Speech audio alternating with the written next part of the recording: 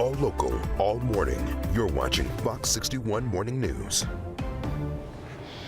Now at 6, starting next month, the president could deny federal funds to any states with sanctuary cities, which includes Connecticut. Fox 61's Priscilla Meza will break down what it means for our state, coming up in a live report in just a few minutes from now.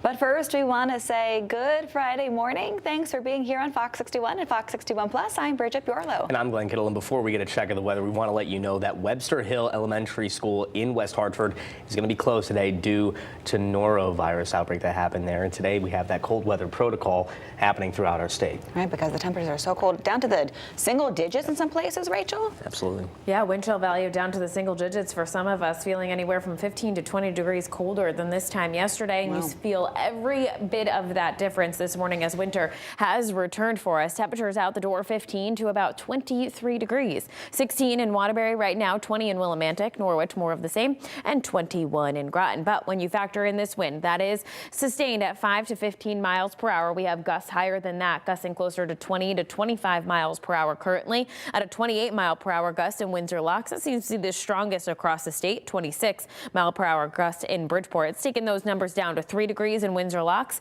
It feels like 12 in Willimantic. It feels like 9 in Bridgeport. And it feels like 6 degrees in New Milford. So these are the numbers you want to dress for as you get those kids ready for school. And really, if you just get yourself ready for work this afternoon, we are going to see our wind speeds that stay up, gusting closer to 20 to 25 throughout the day. You'll see they begin to back off towards the evening and overnight hours. So in the meantime, it's going to take these numbers that are in the upper 20s to lower 30s. It feels like temperatures in the teens for most of the afternoon. So by lunchtime, it's still sunny, 29 degrees. After school plans 31, mostly sunny skies. Wind chill though, taking it down to the single digits this morning, only in the teens by the afternoon and into the early evening, 20 degrees. Then for our Saturday, temperatures are going to be in the 20s in the morning, in the afternoon, in the mid to low 30s across the state. And we are also tracking an opportunity for some snow as we head into the morning and afternoon on Saturday. It's not a blockbuster storm, but enough to slow you down if you do have afternoon plans, up to about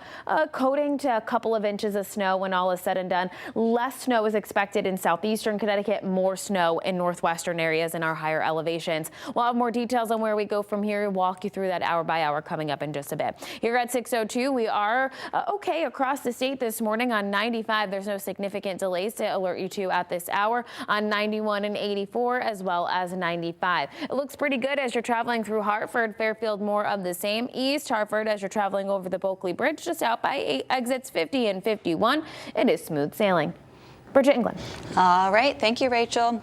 President Donald Trump says his administration will stop federal payments to sanctuary cities and states starting February 1st. Yep, Fox 61's Priscilla Meza is live with more on what this could mean for our capital city. Priscilla? Yeah, good morning. Earlier this week in Detroit, President Trump made that announcement, arguing that jurisdictions with sanctuary policies protect criminals and enable fraud. And in August of last year, the U.S. Department of Justice released a list of states, cities, and counties identified as having policies and regulations that impede enforcement of federal immigration laws. And while Connecticut is on that list, Hartford and other cities in the state are not. Now, Governor Ned Lamont and the Lieutenant Governor say they do not consider Connecticut to be a sanctuary state. We have the Bipartisan Trust Act. It says very clearly that when they're dangerous people, we work with ICE, we work with anybody to make sure dangerous people are off the street. We're not a sanctuary state, but we're going to keep our people safe. Here in Hartford, federal dollars support a wide range of services and projects from housing and infrastructure to education and much more. And Mayor Arun Arulamplam also responded, saying the president has made similar statements before, but no official action has been taken yet to cut federal funding. Now, the mayor says there's still no clarity on which specific federal grants, if any, would be affected or which city departments could lose money if the policy were implemented. We have planned for all sorts of scenarios in this administration, obviously, but we get these little bits of information, and it's not a lot to go on. And I'm not sitting there waiting for every little threat that comes out of the Trump administration. The mayor says city officials will act quickly if funding cuts are actually made, but for now, Hartford is waiting for concrete details from the federal government. In Hartford, Priscilla Meza, Fox 61. Priscilla, thank you. Now, meantime, people continue to protest in Minneapolis over the death of Renee Nicole Good. She was shot by an ICE agent during an incident last week. Now, last night, tear gas filled the air around a temporary ICE facility as protesters clashed with federal immigration agents. Some protesters were seen trying to break down a chain link fence in front of the building.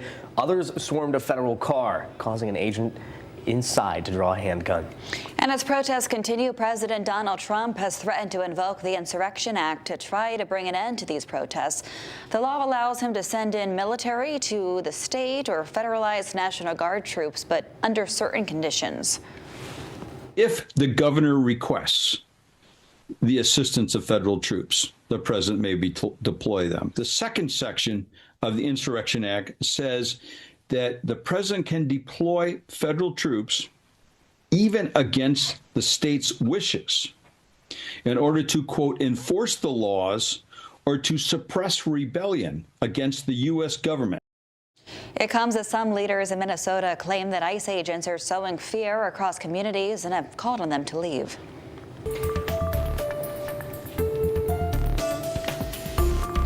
We're learning disturbing new details in the death of 11-year-old Jacqueline Mimi Torres Garcia. Fox 61 has obtained her autopsy through probate court filings. Her body was found in a 40-gallon bin behind an abandoned home in New Britain back in October.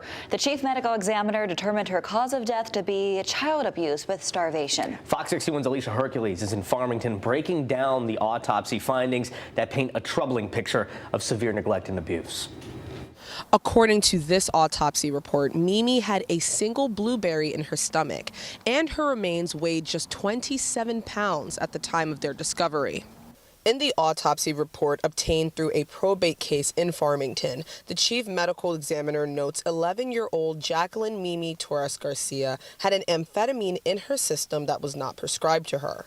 The report notes there was an antihistamine in her system as well. The chief medical examiner says she was emaciated. The report notes the 11-year-old had nearly no subcutaneous fat. That's the soft layer of fat just beneath the skin, leaving her bones visible under the skin's surface. Mimi's cause of death was determined to be child abuse with starvation. The manner of death was homicide by maltreatment and neglect. Her body was found wrapped in several layers of cloth and plastic inside a 40-gallon plastic container. She was folded into the fetal position inside a garbage bag, according to the report. The report also notes the smell of ammonia from the contents of the bin. Police believe she died in September of 2024, more than a year before her body was eventually found. Carla Garcia, Mimi's mother, along with Jonathan Nanita, Garcia's then boyfriend, and Jacqueline Garcia, Mimi's aunt, have all been charged in connection with Mimi's death. The medical examiner didn't find any external injuries on her body. Full body x-rays didn't show any recent or healing fractures. In Farmington, Alicia Hercules, Fox 61. And yesterday, lawyers met to move Louis LeBoy's case along in court, possibly towards a trial. LeBoy is accused of killing 18-year-old Julius Rivera in January 2023 in Hartford. It took more than a year, but police were able to arrest and charge LeBoy with murder. He did not appear in court yesterday. Police also made another arrest in the case. Sahara DeLuca was charged with hindering prosecution in the shooting. A witness told police DeLuca was in the shooter's getaway car.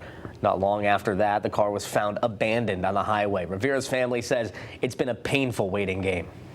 It's the worst experience ever. It's drawn out, it's horrible. Anxiety's through the roof, throw up for days before, can't sleep. It's hurtful, especially when it's just continued over and over. I guess criminals can make their own decision and not come to court, but yet I have to be here for justice. It's just unfair. It's not right. Now that case will go before a judge on February 26th.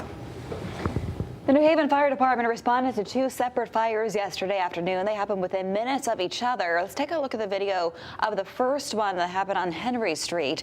The call came in just after 4 p.m. to a large 10-unit building. Firefighters brought the flames under control within minutes. It's still unclear how many people are displaced this morning. And shortly after around 4:15, crews responded to a fully engulfed car and fence fire that happened on Wolcott and James Streets.